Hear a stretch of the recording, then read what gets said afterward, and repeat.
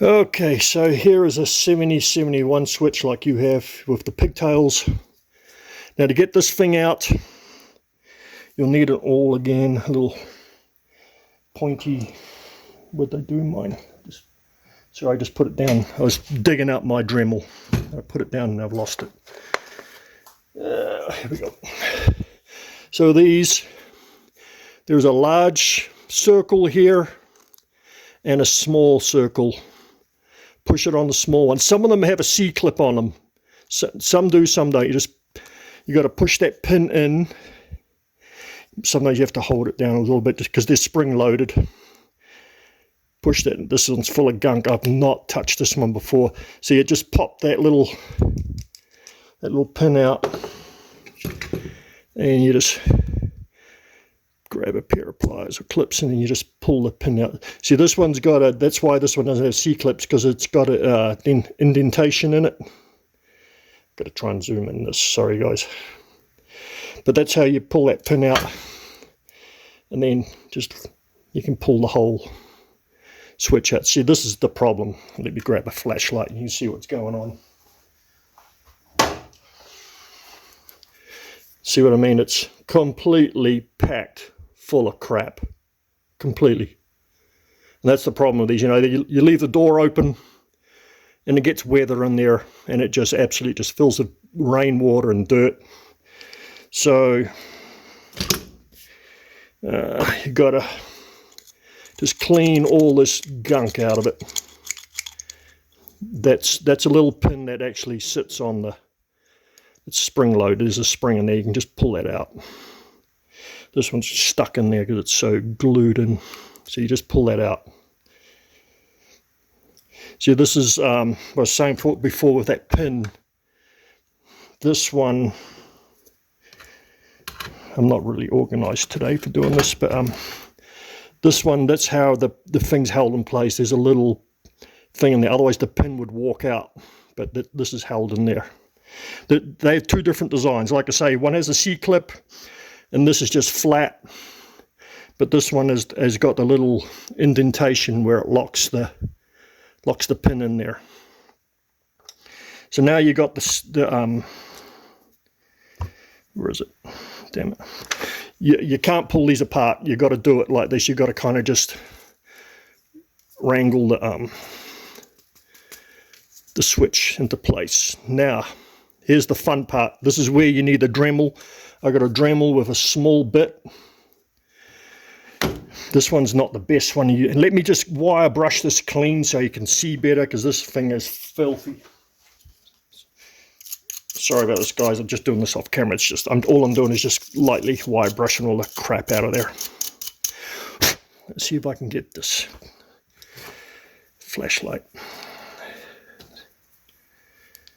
Let me just put the camera down a little bit like that so I've got some more light.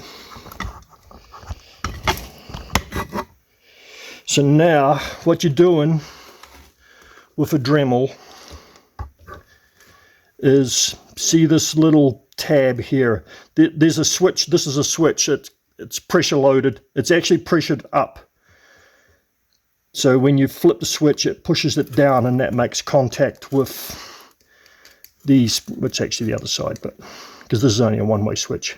Anyway, so with that, with this one here, get a Dremel with a tiny little stone, and all you're going to do is just Dremel that little area there.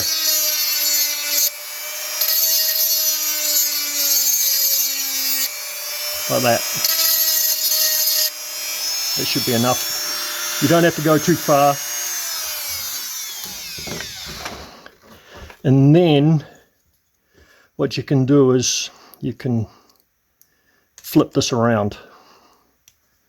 Remember, this is on the 7071s only, so you can flip this thing right around like that. Now, like I usually use a little screwdriver or whatever, I just tilt this right up, and now you can clean that contact under there. So I use sandpaper or whatever, you know, emery cloth on this one, but on that bottom one I use the same little stone, and I go in there and just clean up that point, that little point there.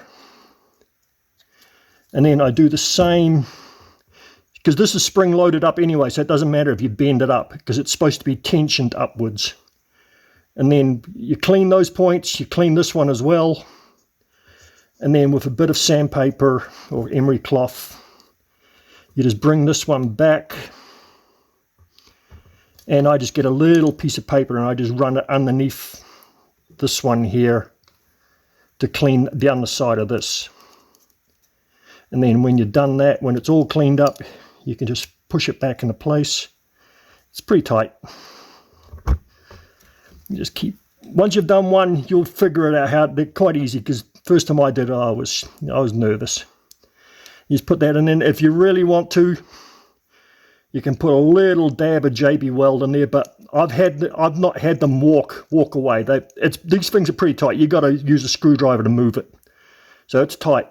But then you want to make sure that this is lined up straight, because sometimes this thing will walk over like that. See how it moved? You got to make sure it's lined up with the points, and that's how you service these. And same on the other side. So you do twice on the same switch. So again, just hit right in this corner here with a Dremel, just to make it so that you've taken that edge away. Like I said, you know, it's because this is stepped down a little bit from here. So you just want to be able to get this corner here to be able to walk around like so. You just keep moving it just far enough that you can pull that contact up. You just leave the contact up. And I usually just, let me grab a piece of sandpaper.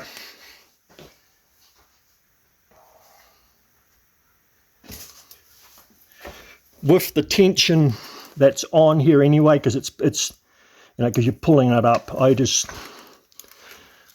sorry, I'm trying to do this and see if I'm in camera. Sorry guys. I just go like that, just tilt it up and just run the sandpaper over that, because there's another contact underneath, so you can see it's leaving a mark because this thing's filthy. You just clean it, and you can look at it, you can check it, and then like I say, with a Dremel, just very, very lightly stick it in there and just clean up that copper contact that's underneath. You just want to clean it. You don't want to gouge it down. And the sandpaper, once you push it back, you can normally, you know, just get the piece of sandpaper again and just run it underneath to clean the underneath of this one here. I don't know if it's focusing. I'm using my phone, I'm not using the GoPro. But that's how you do a 7071 switch. So you just push that down. It's under tension anyway, so it doesn't matter. Like I say, it doesn't matter, you know, when you bend it up, you think, oh, I'm going to screw it up. Because you just push that there like that. And that's how you work the switch. And then, you know, just when you put it back together, clean the spring. And then the spring goes in the middle here. That goes here like that. And then, where's this? It's a 69 one, sorry. My bench is a bit of a mess. I've been working on somebody else's car. Then this one, you know, just put a bit of grease in here, because that's where it's toggling. It toggles on these two. Just a little bit of grease. You just push that back into place. And push the pin back in. You have to wiggle it. Just, there you go. There's a switch. That's how you do it. So like I say, once you've done the first one, you get the hang of it. You'll fly through it. Same with the 69s. The 69s are so simple. Anybody can do those. They're easy. Because you can see I've greased this one, because I made a video with the switch. But this is a rear window switch. But all this, you'll know what I mean when you're looking at that. That's the back window switch. That's the light switch. It's a single. But the 69 switches were used all the way through on 7071s in the back. So if you can find the armrest and everything, but you can't find the switches, grab a bunch of rear window switches. And that's how you do it. Hopefully that helps you guys. But, you know, I think he's passed on my phone number. Just give me a call and I'll walk you through it again. You know, the other thing too is I don't have any door panels off.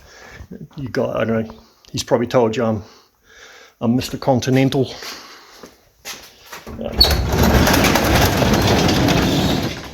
There's a Continental farm here. There's more over there. Got Cadillacs too, but they're sold. I got rid of those. I got 66 in the corner there. But yes, I haven't got a door panel off, because the other problem guys have is lining up these windows. Getting them to line up. This one's not closed completely. If you take the door panel off and you need to align this window, bring it down a little bit and there's a hole here, and you'll see there's a nut, not the bolts, there's a nut. Unscrew that nut and that helps you move the window backwards and forwards to line it up with the, it's mainly this problem here. Like so, I haven't wound, this window's not positioned right because I haven't closed it properly, but that's how you adjust that gap on the front. The 7071s are the same adjustment. It's just like your switches are different from a 69. This is an all original 71, unrestored. And here's a 69, and this is what his switches should look like. Oops, sorry, I'm bumping into shit. That's what the switches should look like on a 69, and then the mirror control is over there. So the armrest is completely wrong in his car too.